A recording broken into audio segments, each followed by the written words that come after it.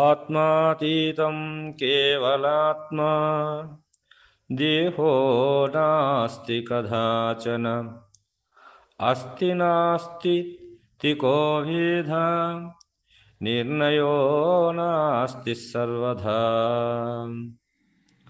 శ్రీ శివరామ దీక్షిత అచల సాంప్రదాయ పరంపరా గురువులకు వందనములు. శ్రీమద్భాగవత శ్రీకృష్ణ సద్గురు పరబ్రహ్మణే నమః. ప్రముఖ మహాగురువులైన భాగవత కృష్ణదేశకేంద్రులచే విరచితమైన ప్రబోధ చూడామణి అను శక్తిద్వయ నిరాసకంభైన శుద్ధ నిర్గుణ తత్వ కందార్థ ధరువులలో మద్గురుమూర్తి శ్రీ మాతృశ్రీ శారదాంబా సామేత శ్రీ అమలానంద పాటల పండరీనాథ మద్గురువర్యుల పాదపద్మములను హృదయపీఠమును నిలుపుకొని 74వ కందార్థమును మనము గురుమూర్తి కరుణచే మననము చేసుకుంటున్నాము. ఏమంటున్నాడు ఈ కందార్థములు అంటే, ఎరుక బయలందులేమిని ఎరుకను శూన్యం బటాంచు ఎరిగించబడ ఎరుగుమిదే ఆకాశం బిట్లెరిగితే ఎరుక ఆకాశములో ఏకమౌగదారా. ఆకాశము భయాలేక మెట్లవురా. పరిపూర్ణమిదిగో కన్పడు శూన్యమనరాదు. ఎరిగుండు మెదిరిస్తే ఇక నా చేజూచేవో ఏకమౌగదారా. ఆకాశము భయలేక మెట్లవురా అని అంటున్నాడు ఇక్కడ. ఎరుక భయలందులేమిని అంటే ఈ ఎరుక ఆ బయలందు లేమిని అంటే బయలందు ఈ గుర్తించేటువంటి ఎరుక అయితే ఉన్నదో ఆ ఎరుక ఆ పరిపూర్ణ పరబయలందు లేనిదే, లేకపోయేదే. కాబట్టి లేకపోయేటువంటిది దాన్ని ఏమాలని మరి మనం ఇక్కడ అంటే, ఎరుకను శూన్యం బటంచు ఎరిగించబడెన్. ఉన్నదానిని శూన్యమనల్నా, లేని దానిని శూన్యమనల్నా అని అంటే, లేని దానిని శూన్యమనాలే కానీ ఉన్నదానిని శూన్యమని అనరాదు. కాబట్టి ఈ ఆకాశం అనేటువంటిది ఆవరణము అంటే ఈ యొక్క పంచభూతములు అనేటువంటి దాని అందు ఉన్నటువంటి ఆ వాయువు, ఆకాశము, అగ్ని, జలము, పృథివీ, ఈ యొక్క 84 లక్షల జీవ ఉపాధులు, ఈ జగత్తు, ఈ జగదోపాధులన్నీ కూడా ఈ సముద్రములు, నదీ నదములు, వనములు, వృక్షములు, పర్వతములు, కొండలు, ఇవన్నీ కూడా అవి మరి నివసించేటందుకు అది నివాస స్థానమై ఉన్నది. అది అవకాశం ఇస్తుంది. కాబట్టి ఆ బయలు మరి ఆ బయలు ఎప్పుడైతే అది మరి దానికి తోచిందో అది లేకపోయేదే, అది పుట్టింది అంటే పుట్టినటువంటి దానికి మరణం ఉన్నదన్నాడు కదా. మరి అన్నప్పుడు ఆత్మయందుల ఏకమాకాశం ఉదయించే అని అన్నప్పుడు మరి ఆత్మ అనేటువంటిది అది ఆకాశం అనేటువంటిది అవి రెండు కూడా ఏక వస్తువులే. కాబట్టి ఆ రెండు ఏదైతే ఉన్నదో ఆకాశము, ఎప్పుడైతే ఆకాశం గగనం శూన్యం అని అన్నారు కదా. మరి ఆకాశం గగనం శూన్యమైనప్పుడు మరి ఎరక ఉంటుందా అంటే ఆ ఎరక కూడా శూన్యమే. కాబట్టి ఎరక ఆకాశములు రెండు వేరా అంటే కాదు, అది ఒక్కటే.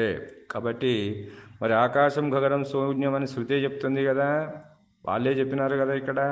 మరి అన్నప్పుడు ఆ శూన్యమైనటువంటిది అన్నప్పుడు అది లేనటువంటిది.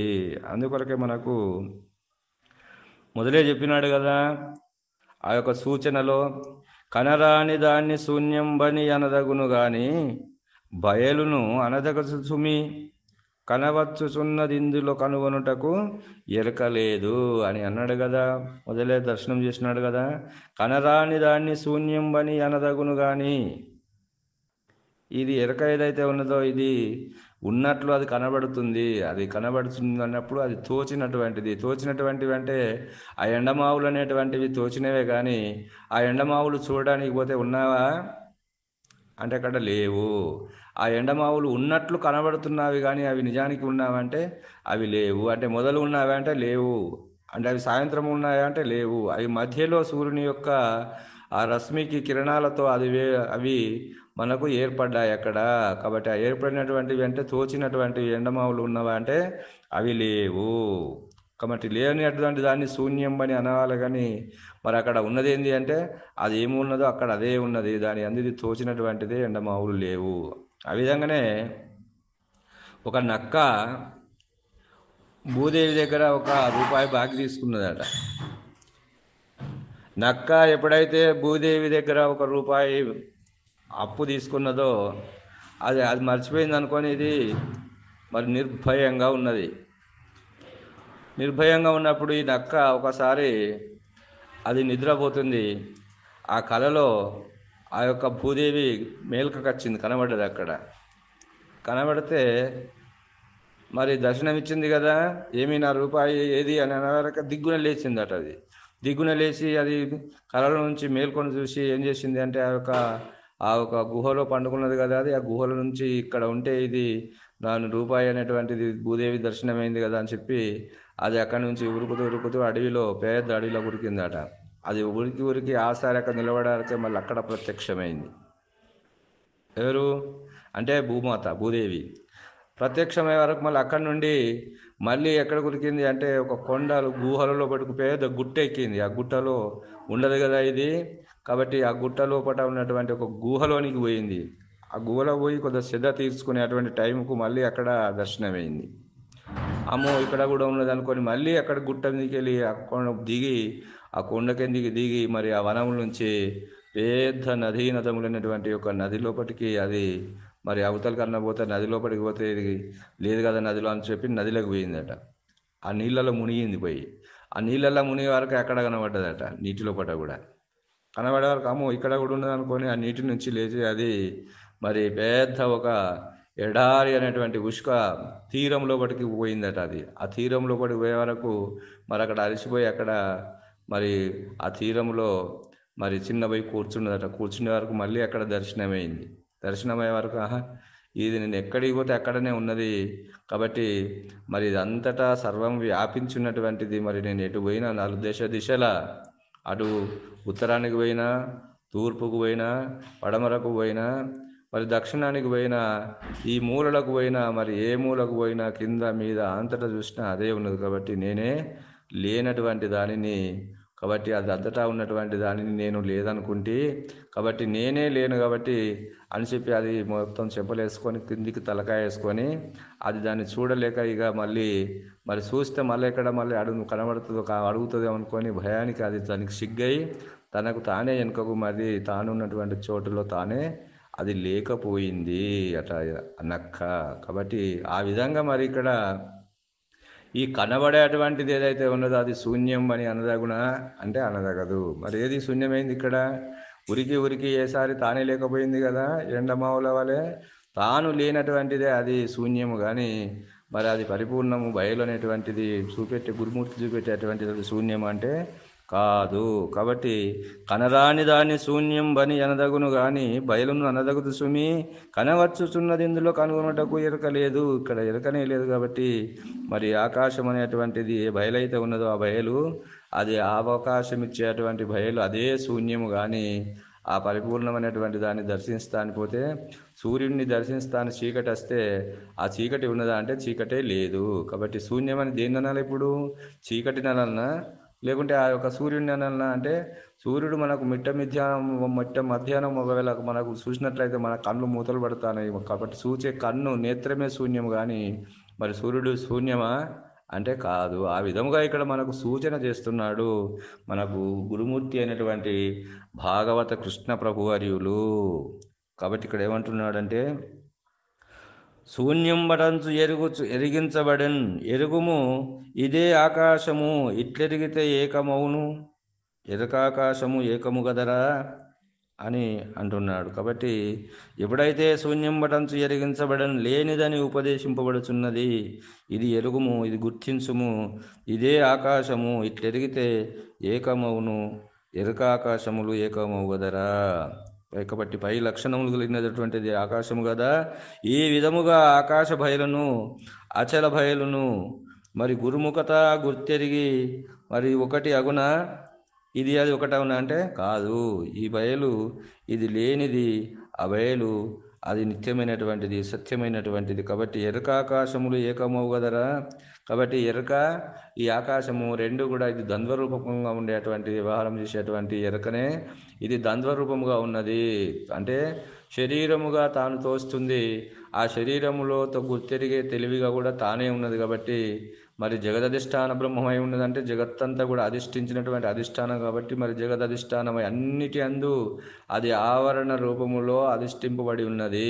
కాబట్టి అధిష్ఠింపబడినటువంటి ఆవరణ రూపమైనటువంటి శరీరము, ఆ యొక్క విక్షేపమైనటువంటివి రెండు కూడా ఆ ఆవరణము ఎరుక అనేటువంటివి ఆత్మ ఏ ఆకాశం అయితే ఉన్నాయో అవి రెండు కూడా అది శూన్యమే, అవి లేనివే. కాబట్టి లేనివి అని చెప్పి మనకు శృతే చెప్తుంది కదా, ఆకాశం గగనం శూన్యమని. కాబట్టి అవి రెండు లేనియే. కాబట్టి ఆ లేని దాని మీద నీకు భ్రాంతి ఎందుకు నాయన? కాబట్టి ఆ భ్రాంతిని లేక చేసుకో, అది ఏకం కాదు. కాబట్టి ఆకాశము బయలు ఎట్లా ఏకమవురా? ఎరుక పరిపూర్ణము ఎప్పుడు ఒక్కటి కావు, పరిపూర్ణము ఇదిగో కనబడు. గురువాక్యము ద్వారా భేదమును గుర్తించి ఎరుకను విడిచిన మరి వారికి పరిపూర్ణము స్వతసిద్ధమై ఉన్నదిగా. ఇదిగో చూడమని ఇక్కడ చూపెడుతున్నాడు కదా గురుమూర్తి. ఇదిగో చూడు, అందుకొరకు చూపించరా అనేది చూపించితి నీవు చూచితివి కదా అన్నాడు కదా. అలాంటి దాన్ని ఇక్కడ నీకు చూపెడుతున్నాడు. దేన్ని? ఆ ఆవరణ రహితమైనటువంటిది నీవు నీ ఆవరణను విడిచి నీవు ఎప్పుడైతే చూస్తున్నావో నీవే లేకపోతున్నావు. కాబట్టి దానికి శరీరము లేదు, నీకు శరీరము ఉంది. కాబట్టి ఈ శరీరం ఉన్నటువంటి నీవు నశించిపోయేటువంటిది వానివే, కానీ మరి స్థిరంగా ఉంటాననుకుంటున్నావేమో. కాబట్టి ఉండజాలవు, నీవు శూన్యము. కాబట్టి దానికి శరీరము లేదు, కాబట్టి అది చావదు, అది పుట్టదు, అది స్థిరమైనటువంటిది. అదిగో చూడు, ఇదిగో చూడు, పరిపూర్ణం ఇదిగో చూడు అని ఇక్కడ మనకు భాగవత కృష్ణ దేశికేంద్రుల వారు చూపెడుతున్నాడు. కాబట్టి మరి ఈ విధముగా గురుముఖంగా గురు సూచన ద్వారా ఎప్పుడైతే నీవు భేదముని గుర్తించి ఎరుకను విడిచిన వారికి పరిపూర్ణము అది స్వతసిద్ధమై ఉన్నది.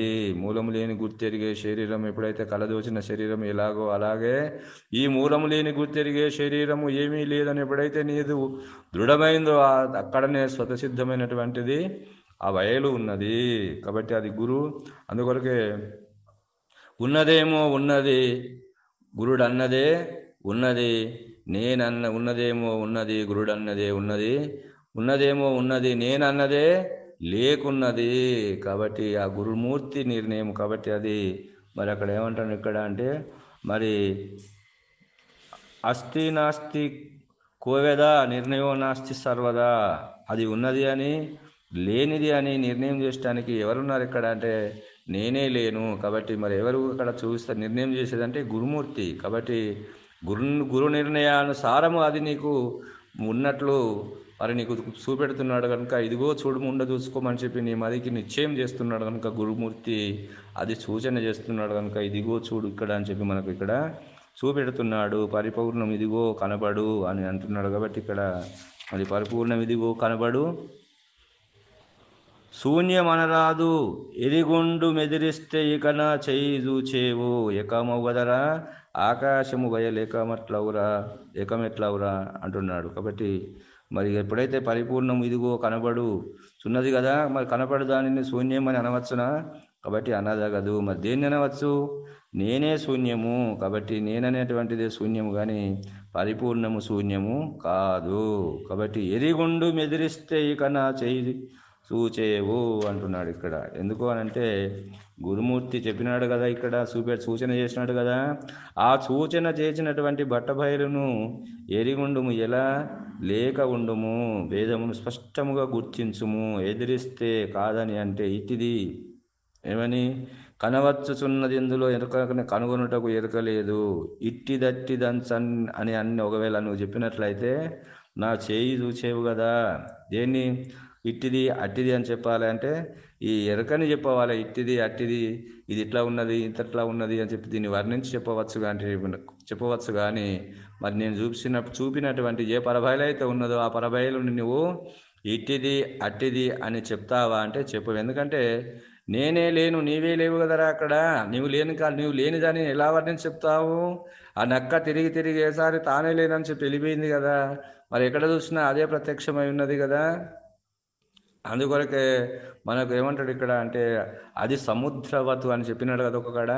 సముద్రము దగ్గరికి పోయి నువ్వు చూసినట్లయితే ఎటు చూసినా సముద్రమే కనబడుతుంది. కాబట్టి నీవు ఉన్నావా మధ్యలో పోయిన కాడ నీవు ఒక పడవ మీద పోయినట్లయితే అది నువ్వు ఎక్కడికో దూరం వెళ్ళిపోయినట్లయితే దాని లోపల నీవే శూన్యం అవుతావు. కాబట్టి సముద్రం శూన్యం అవుతుందా అంటే కాదు, అది అంతటా నువ్వు కనబడుతుంది, అంతటా ఉన్నది. దాని లోపల ఎవరు శూన్యమైనరు అంటే నువ్వు పోయినాకపోతే ఇప్పుడు మనం గాలి మోటార్ ఎక్కి బయట ఆకాశంలోకి పోయినాము. పోయినప్పుడు అది లేస్తూ లేస్తూ పోయినా కొద్దీ అది శూన్యం అవుతుంది. మరి పోయి అక్కడ లాస్ట్కి ఏమవుతుంది, అది కనబడకుండా పోతుంది. నువ్వు ఎక్కిన గాలి మోటార్ ఏదైతే ఉన్నదో విమానము నీవు కనబడుతున్నావా అంటే కనబడవు. ఆ విమానము నీవు ఆ ఆకాశ గగన మార్గం ఎప్పుడైతే నీవు పోతున్నావో సూక్ష్మాతి సూక్ష్మంగా నీవు శూన్యమైపోతున్నావు, లేవు, నువ్వు కనబడతలేవు అన్నప్పుడు చూడు ఇదిగో అన్నప్పుడు నువ్వు కనబడుతున్నావా అంటే కనబడతలేను. మరి కనబడనప్పుడు అది లేకుండా ఉన్నది ఏది అంటే అదే స్వతసిద్ధమైనటువంటి బయలు. కాబట్టి అలాంటి దాన్ని ఇట్టిది అట్టిది అని ఒకవేళ నువ్వు వర్ణించి చెప్పినట్లయితే నా చేయి రుచి చూస్తావు అంటున్నాడు ఇక్కడ. కాబట్టి గురుమూర్తి ఇక్కడ మరి శిష్యునికి హెచ్చరిస్తున్నాడు. ఎందుకంటే నే చెప్పినట్లు చెప్పారా ఈ బోధ నిశమకృతి సూత్తు అన్నాడు కదా. కాబట్టి నే చెప్పిన పద్ధతిగా నీవు విచారించి చూసుకో కానీ నీ ఇష్ట ప్రకారంగా దాన్ని అట్టిది ఇట్టిది అని ఒకవేళ చెప్తా అంటే నా చెయ్యి ఒక రుచి సూచెదవు అంటున్నాడు ఇక్కడ. కాబట్టి మరి ఇక నా సామర్థ్యము నా ప్రభావమును చూపిస్తాను అంటున్నాడు ఇక్కడ గురువుగారు. ఎందుకంటే సామధాన దండోప్రాయం ఇక్కడ. ఎందుకంటే ఆయన సమాధానంగా చెప్పినాడు, మరి దానంగా చెప్పినాడు, బుధులకి చెప్పినాడు, నాయన ఇదని చెప్పినాడు. మరి చెప్పి చూపించినటువంటి దానిని మళ్ళీ ఇట్లా ఉన్నది అట్లా ఉన్నదని పలికితే నా చేయి ఒక తడాక చూస్తావని చెప్పి ఇక్కడ మనకు భాగవత కృష్ణ దేశకేంద్రుల వారు చెంప దెబ్బ కొట్టడానికి ఆయన చేతి రెడీలో ఉన్నది. కాబట్టి మరి అలాంటి మాటలు మనము మాట్లాడరాదు. ఎందుకనంటే ఆ భాగవత కృష్ణ ప్రభు తన గురుమూర్తి చెప్పినటువంటి ఒక విధానము పద్ధతిని ఎరిగిస్తున్నాడు. కాబట్టి ఆ పద్ధతి ప్రకారమే ఈ బోధ తెలుసుకొని ఆచరించవలే. కాబట్టి ఈ జీవనం అనేటువంటిది గడిపి మరి ఆ పద్ధతిలో లేని పద్ధతి ఏదైతే ఉన్నదో నేను ఉన్నాననుకున్నా కదా. కాబట్టి ఉన్నాననుకున్నా నేను లేదు అని ఎప్పుడైతే గురుమూర్తి సూచన చేసిండో ఆ ఉన్న భయంతో నీకు సంబంధం లేదు, అది ఉండనే ఉన్నది. కాబట్టి దానికి సంబంధం లేదు. మరి దాన్ని ఇట్లా ఉన్నది అట్లా ఉన్నది అని వర్ణించి ఇట్టిది అట్టిది అని చెప్తామంటే మరి అక్కడ గురుమూర్తి అక్కడ చేయి పైకి లేవబోతుంది. కాబట్టి ఆ చెయ్యి ఎక్కడ పడుతుంది అంటే మన చెంప మీదే పడుతుంది. కాబట్టి మన చెంప చెడలు మెప్పించడానికి కూడా గురువుగారు స్వతసిద్ధమై ఉన్నాడు. కాబట్టి జాగ్రత్త అని చెప్పి ఈ జాగ్రత్త అని చెప్పి మనకు ఈ కందార్థము ద్వారా భాగవత కృష్ణదేశ కేంద్రాల వారు తెలియజేస్తున్నాడని తెలియజేస్తూ ఇంతటితో ఈ కందార్థ భావాన్ని ముగిస్తున్నాను. జై బలో సద్గురు ప్రభు మహారాజుకు జై. సర్వం సద్గురార్పణం.